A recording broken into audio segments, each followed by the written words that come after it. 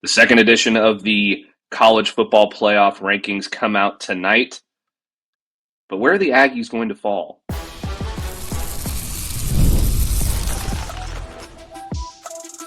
You are Locked On Aggies, your daily podcast on the Texas A&M Aggies, part of the Locked On Podcast Network, your team every day.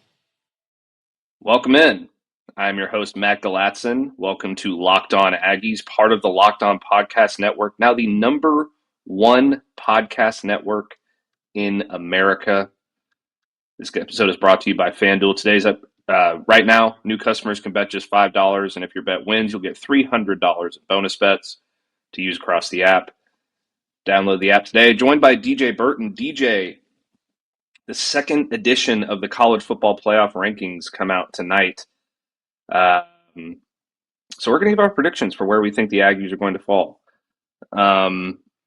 As we stand right now, the teams with the highest percentage chance to make the college football playoff are Indiana with a greater than 99% chance because they play absolutely nobody the rest of the season until the Big Ten championship.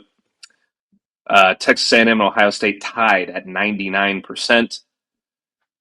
Alabama 96%, Georgia 92%, Oregon 86%, Texas Tech 84%, Ole Miss 81%, Notre Dame 49%, Texas and BYU tied at 45%, USF at 40%, Georgia Tech and James Madison at 36%, Oklahoma 33%, North Texas 30%, Vanderbilt and Utah 24%, USC 18%, Tulane 13%, SMU, Miami, and Virginia all at 11%, and then the Michigan Wolverines at 7%. We're just going to give you our predictions for where we think the rankings are going to fall tonight. And, where we think the Aggies might fall here, because I was on record last week of saying that I thought Texas A&M should have been number one. They have a better resume than Ohio State. They have a better resume than Indiana. The metrics for strength of schedule, strength of record, all of those things, remaining strength of schedule, all better than both of those teams. And yet they were behind both of them. Kind of bothered me. Maybe got a little bit too heated about it, but that's okay. But now Texas A&M has another ranked win under their belt, and it kind of begs the question, will there be any movement at the top? We also had the big loss from BYU against Texas Tech. Absolute drubbing there for the Cougars. They lost 29-7. Oregon had a nail biter against Iowa. Ole Miss played the Citadel. Whatever. Notre Dame beat Navy. So in Indiana had that nail biter against Penn State. They got so lucky, DJ. But let's give our predictions for where we think Texas A&M falls first. Based on what the committee provided us last week, and based on the results over the weekend, I do think the Aggies are going to move up. I still don't think that they're going to be number one. I think Ohio State will retain that spot because, boy, does the committee love Ohio State. But I think Texas A&M is going to jump to number two ahead of Indiana, given their dominant ranked win in Indiana's struggle to beat a very, very bad Penn State team on the road. Yeah, I completely agree with that spot. As much as I'd love to see them in the number one spot, as much as I think they deserve to be in the number one spot, I just think that it's going to be hard to justify moving Ohio State down without Ohio State losing a game. So I think the Aggies are going to end up in the number two spot, kind of leapfrogging Indiana a little bit. But if you look at the way the wins were, A&M had a dominant win. I was actually at the game, and by halfway through the third quarter, Missouri's the student section was almost half full. And then by the time halfway through the fourth quarter came around, it was only Texas A&M fans in that building. It was a statement win. It was dominant, and I think that the committee's going to recognize that. Yeah, we can only hope so because Texas A&M deserves credit for how they've played this season. They've beaten everybody and with the exception of Auburn and Notre Dame, they've beaten everybody pretty bad. The Notre Dame win is a better win than Ohio State or Indiana has, in my opinion. You could argue that Oregon might be a better win than Notre Dame. I'll give you that. But Texas A&M also beat the brakes off of a ranked Missouri team. They also beat the brakes off of LSU, who was ranked at the time, at Death Valley, at night. The resumes just don't even compare. So we'll see what the committee does tonight with Texas A&M. For the rest of the bracket, I chose to do my rankings as what the bracket would look like rather than, what the actual rankings are going to be, because then you have to factor in the ACC team and then you got to factor in the group of 5 team. So I thought it was cleaner just to do the bracket for our listeners' sake, so they could kind of see where exactly what exactly the matchups would be. So I'll start from the top. I have Ohio State staying at number 1. I have Texas A&M at number 2, Indiana at number 3, Alabama and Georgia at number 4 and number 5. I flip-flopped like 5 times when I was doing this with Texas Tech and Ole Miss. But I'm going to leave it with Ole Miss at number 6, and then Texas Tech at number 7, moving up a spot. Oregon moving up a spot to number 8. Notre Dame moving up a spot to number 9. Texas moving up a spot to number 10. Georgia Tech taking over the ACC role as of right now at number 11. And then the group of 5 one was hard because USF has 2 losses. I think they lost to Memphis and Miami. James Madison doesn't play anybody. So I went with North Texas at number 12 because they're 8-1. And I really just think it would be cool if North Texas was in there. They're a really cool story. Their offense is unbelievable. True freshman quarterback that didn't even start for his high school team. He's one of the nation's top leaders in passing. So with that bracket, we would have Georgia playing North Texas in round 1. Man, that number 5 spot's probably the best seed, isn't it? Ole Miss playing Georgia Tech in round 1. Texas Tech playing Texas in round 1, which would be awesome. And then Oregon and Notre Dame also playing in round 1. And then if you extrapolate that out to what the winners, where the winners would play, it gets a little bit more difficult. But DJ, why don't you give me yours first, and then I'll come back with what the other matchups would be. Yeah, mine wasn't too different from you. I just had every spot that you said that you were thinking, like, oh, I flip-flopped here a little bit. That's kind of the direction I went. So I was the exact same. I had Texas Tech in the 6. I had Ole Miss in the 7. And then the Notre Dame, I had 8 Oregon, 9 Notre Dame, 10 Texas.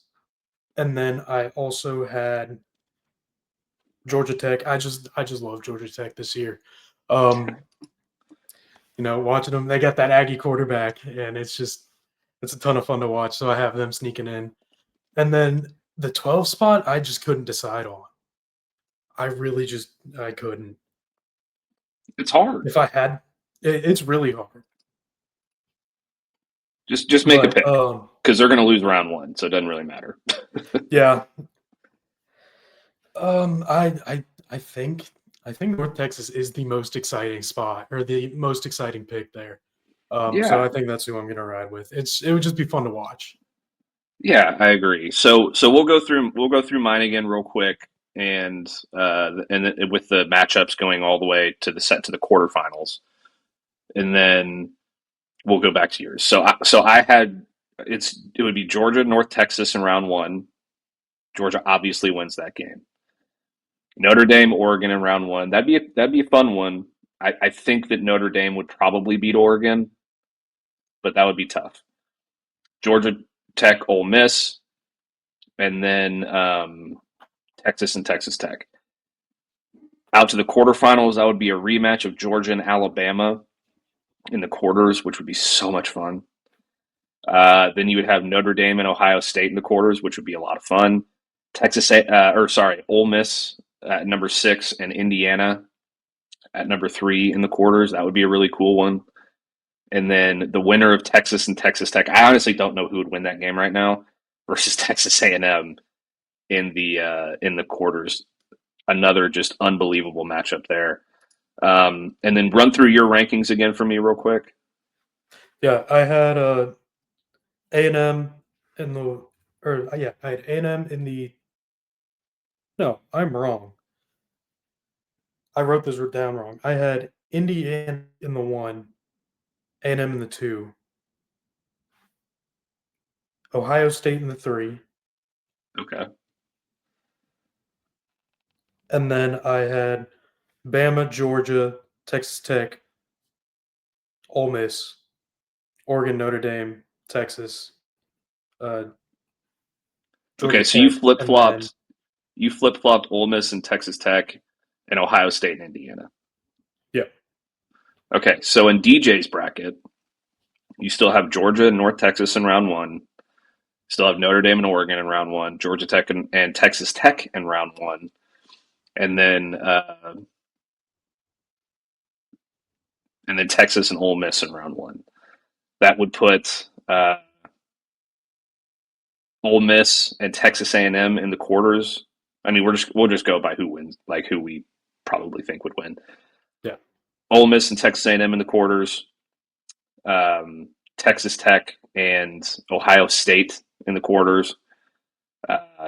Notre Dame / Oregon versus Indiana in the quarters, and then Georgia, Alabama in the quarters. I mean, that would be pretty good. I like mine a little bit better just because of the Texas A&M, Texas Tech, Texas scenario. I think that would be really cool. But we'll see. I don't have faith in the committee to do everything right. I did not like the rankings last week. I probably won't like the rankings this week because Texas A&M should be number 1. Texas should be ahead of Notre Dame. And, yeah. So we'll see. We'll come back tomorrow with a recap of what the rankings are tonight in our reaction show. But we're going to move on to a South Carolina preview for the rest of the show. And in our second segment, we're going to give our keys to victory for Texas A&M this Saturday in College Station, and then some players to watch for South Carolina this upcoming weekend. There is a lot of talent there in South Carolina, so there are going to be a few players to keep an eye on. But stick with us after this break, and we'll be right back. College football is back, and I couldn't be more excited. The tailgates, the rivalries, the energy in the stands, there's just nothing like it. But let's be real. Actually getting tickets can feel like more of a battle than the game itself. Endless queues, hidden fees, prices jumping at checkout. That's why I use Game Time, the app that gives the advantage back to the fans. It's the easiest way to score last-minute tickets at the best prices with no surprise fees, and what you see is what you get. I pulled up Game Time, and in just a couple taps, I saw amazing deals. I'm talking about your favorite college football games for as low as $25. Take the guesswork out of buying college football tickets with Game Time. Download the Game Time app, create an account, and use code LOCKEDONCollege for $20 off your first purchase. Terms apply. Again, that's promo code LOCKEDONCollege for $20 off. Swipe, tap, ticket, go. Download the Game Time app today. All right, keys to victory. Oh, but before I forget, thank you for making Locked On Aggies your first listen of the day, and thank you for making Locked On the #1 sports podcast network. We really appreciate it. Anyway, keys to the game. We talked yesterday about this matchup. I think it's not going to be close. I think South Carolina is just – I think their last gasp of breath was against Alabama, and they got their hearts broken at the end. Poor LaNorris Sellers with that fumble. But, hey, you know what? It's time for a change there. That's fine. LaNorris Sellers is still a really good quarterback. They have really good players there. And they're still a dangerous team if they play their best football. Let's be real about that. If you go and you look back at the preseason projections, LaNorris Sellers was right up there as the #1 quarterback for a lot of people. Dylan Stewart, one of the top edge rushers in the country. We're going to talk about all these individual players here in a second. But first, our keys to victory for Texas A&M. My first one, come to play. If you come to play and you don't look ahead, you don't take this lightly, don't let it fall as like we're just going to roll over these guys. They're the worst team in the SEC, which they are right now. You should be. You are better than them at nearly every position on the field. You should be able to take care of business early, get your guys off the field in the third quarter, cruise to a win. But just show up, DJ. Yeah, that's going to be a huge one because it feels like last year against the South Carolina team, the Texas A&M Aggies did not show up. You know, they had 44 hung on their head, and Sellers and Raheem Sanders ran all over them. And I really hope that game is going to be in the backs of their minds during this one because it was just embarrassing. And honestly, if they just come into play, it can be the complete opposite of that game. And I hope that that's something that they'll, keep in mind. Yeah. What's your first key? Mine is kind of piggybacking off of that game from last year is going to be limit the run game. Last week, they allowed 270 yards on the ground against Missouri. And then last time they played South Carolina, they allowed 244 rushing yards. At some points throughout the season, the A&M rush defense has looked phenomenal. They've kind of limited some backs, but more than others. But we've seen that they can do it. And I think this game is going to be one where it's crucial to make sure that they kind of rein everybody in there.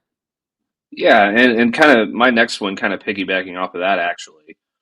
It's kind of similar, but it also involves pass game. Limit the explosive plays. If this South Carolina team is going to beat you, it's going to be with explosive plays. LaNorris Sellers with his legs, Nyck Harbor breaking one down the sideline, something like that. And if you let them, they'll hang around. And those explosive plays are what's going to help them hang around. They're not going to be a team, at least they haven't been so far this season, that can sustain drives, move the ball consistently on the ground, stay ahead of the chains, complete passes on 3rd and 6 to move the chains, those kinds of things. So if you can eliminate the big plays that'll keep them in the game, then I think you're going to have an easy one here. Yeah, that's definitely something that's one thing that the Aggies have been kind of good about is not allowing these crazy explosive plays. And if they do, it's not for a touchdown. And so I think that's something that's going to be huge going into this one for the Aggies.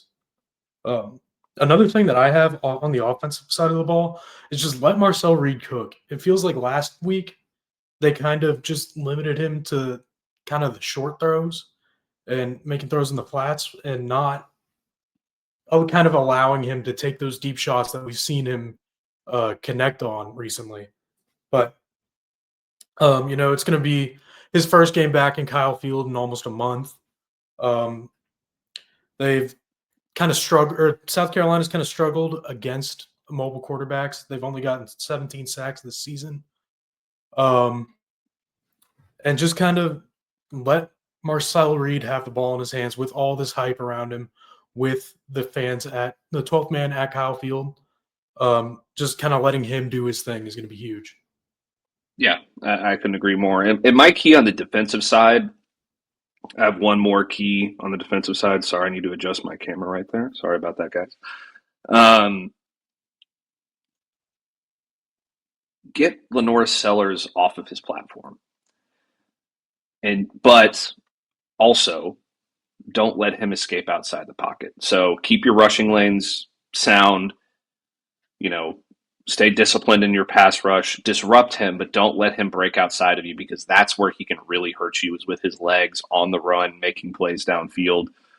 And if you eliminate that and you don't allow him to do that, then he's not going to have as easy of a time completing those explosive plays downfield to a 6'5", 235-pound Nyck Harbor that runs like a 4 flat. I mean, that guy's a freak, which we're going to talk about in a minute. But you can't give him time to throw, and you can't let him get outside and extend plays either.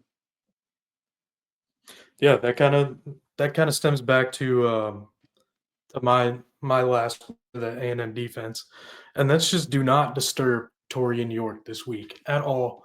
Just let him do his thing. That dude is a nerd, and I mean that in every possible compliment. Yeah, Every best way way that can possible. compliment him. Yes, exactly. Against Missouri, their left tackle kept saying that York was sitting there calling out every single play that they had called before they even did it. And earlier, he said that he was watching film on the plane ride back from Missouri on South Carolina. Just let him do whatever he needs to do to get in that sort of mind space, and it's gonna be awesome to watch against a South Carolina team that has been struggling. If Taurean York and this A&M defense knows what they're going to do before they do it, it's going to be ugly. Yeah, I totally agree. Taurean York has been really doing that all season long. I think it kind of goes back to, his ability to just, his football knowledge is already incredible. He is 100% a football junkie. But after this guy's long NFL career is over, I have a 0% zero doubt he's going to be a football coach. That's how smart this guy is. I think he's going to be able to read this South Carolina team like a book, and I think that you're right on there. All right, let's move on to our next segment, and when we come back, we will talk some players on South Carolina to watch in this matchup, and that Texas A&M needs to keep an eye on. So stick with us after this break. We'll be right back. The NBA is back, and there's no better time to get in on the action, or no better place to get on the action, rather, than with FanDuel, the official sports betting partner of the NBA. Even if you miss the start of the game or want to ride the hot hand, FanDuel has live bets from everything from who will score next to fourth quarter comebacks. Plus, you can even combine your live bets into a same-game parlay for a shot at a bigger payout. Keeps the game exciting, especially when your team's making a late push. So right now, FanDuel is giving new customers $300 in bonus bets when your first $5 bet wins. So head to FanDuel.com to sign up and play your game with FanDuel, the official sports betting partner of the NBA. Speaking of the NBA, Nico Harrison was fired today, and that was the happiest thing that has happened to me in a very long time. Good job, Mavs. Anyway, back to football. Players to watch on the South Carolina team. There is talent here. A lot of talent. That's why everybody was so high on them coming into the year. It starts with LaNorris Sellers. He had a tremendous freshman season with South Carolina. Everybody expected him to absolutely pop off this season. All of the traits are there. All of the talent is there. But they've had a hard time protecting him. He's been sacked 33 times this year. He's only thrown 7 touchdowns. He's got 5 picks. He's only thrown for 1,536 yards, completing 61.7% of his passes, which isn't too bad. But he just hasn't been the same quarterback that many of us expected he would be coming into the season. That doesn't mean that he is not an elite player. If South Carolina can protect him, he can really hurt you. Yeah, that's without a doubt. Last year the Aggies saw firsthand how good LaNorris Sellers is. He threw for 244 yards, 2 touchdowns, and then also ran for 106 yards and a touchdown. They are not no stranger to the freak that LaNorris Sellers is. And that's something that Mike Elko touched on today. And he pretty much just said that they are going to be locked in on him. And I think Texas A&M fans should be too. I think he's going to be one of those guys that, we're watching in the NFL in the next couple seasons. And I'm just kind of excited to see what he's able to do this weekend. Yeah, absolutely. Who's your first offensive player to watch there for South Carolina? I have Rasul Faison, their running back. Like I said earlier, A&M has struggled against the run. He's been their guy so far this year, 350 yards on the ground, 3 touchdowns, almost 4.5 yards per carry. He's one of those guys that looks like he could give A&M issues given the other backs that have this year. So I think he's going to be one of those guys that is going to be if South Carolina sticks around in this one, it's going to be because of it. Yeah, I agree. And while I do think the A&M run defense has left a lot to be desired this season, I think that it's kind of been overblown in a sense. Like, obviously, they got torched by Missouri last weekend. It's a really good rushing football team. That's two really, really good running backs. Both of them are probably going to play in the NFL. So I think that they'll clean that stuff up. This is a South Carolina team that really struggles to move the ball on the ground. But that is a very talented running back there. So you can't take him lightly. Moving on to one more offensive player, Nyck Harbor. I've talked about him already a little bit on this podcast. 6'5", 235 pounds. Some people think he's the fastest player in college football at that size. He is a monster. And it's really a shame that they haven't been able to protect LaNorris Sellers so that he can have time to throw to this guy, because he oozes Calvin Johnson body type. Except he's faster probably, which is nuts. So you got to keep an eye on this guy. You can't let him beat you. It doesn't really matter who's on him. He's going to have the size advantage in the secondary. So you probably have to, shade over on this guy, double team him, at least have some safety help at all times on passing downs, because this guy's an absolute beast. Yeah, and he's one of those guys that you can't just put your corner out there on an island, no matter how good he is, because there's a chance that he's not as fast as this guy. Harbor's been one of those guys where he can just find a way to get behind any defense, and it really is a shame that he doesn't have enough time. It really feels like the meme went from the Joe Burrow Bengals when they were saying, "Oh, draft Penei Sewell, and you can protect him and you can throw to anybody," or draft Jamar Chase, and then Burrow's just going to be hurt and sacked. That's really what it feels like the situation is with the South Carolina team. And if Sellers just has a smidge at a time, it could be really dangerous. Mm-hmm. All right, we are running a little long, DJ, so let's each quickly do a defensive player to watch. I'm going to go first. I think the guy that's on everybody's mind, regardless of whether or not it's been a down season, is Dylan Stewart, the edge rusher. He was thought of as one of the top edge rushers in America coming into the season, and I think he's still there. He's not leading the team in sacks right now, but he's an absolutely elite playmaker. He's 6'5", 245-pound, true sophomore. 3.5 sacks so far this season. He hasn't. He got off to a hot start. He had 2 sacks in the first 2 games. He has been held without a sack in every other SEC game, with the exception of Kentucky, where he had 1.5. That just kind of speaks. And he also had 2 forced fumbles in that game.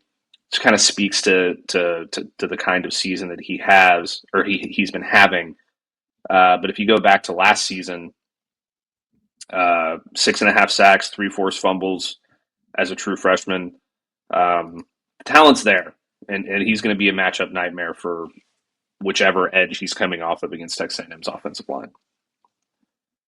Yeah, and I completely agree. And Texas A&M is kind of seeing the same sort of situation they had last week, where they had the 2 phenomenal edge rushers. And so my last defensive player to watch is going to be his complement. It's going to be Brian Thomas Jr. He plays on the other side. So far this year, he's 7 tackles for loss, 5 sacks, and then 28 total tackles. So he's just been whatever Dylan Stewart hasn't done, Brian Thomas has. And I think he's just going to be one of those guys that you need to keep an eye on all game.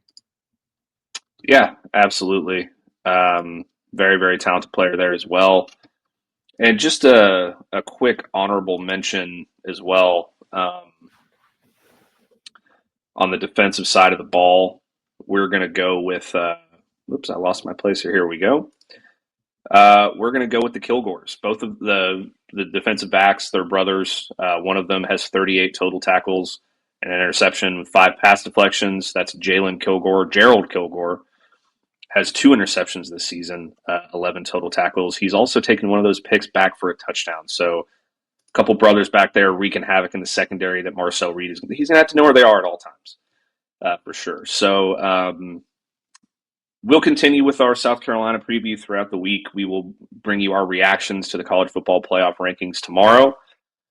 But until then, thank you so much for making Locked On Aggies your first listen today. For your second listen, check out Locked On SEC. Chris Gordy breaks down the best conference in college sports from the rivalries to the championship and every game in between. Find Locked On SEC on YouTube or wherever you listen to your podcasts. Part of the Locked On Podcast Network, the #1 podcast network in America. Your team every day. Don't forget to like the videos, subscribe to our channel, subscribe to our podcast, download our podcast. We're on every major podcast platform. Follow me on X at Matt Galatzan. Follow DJ on X at DJ Burt. Follow us both on Texas A&M Aggies on SI. DJ does awesome work for us over there, and we will see you next time.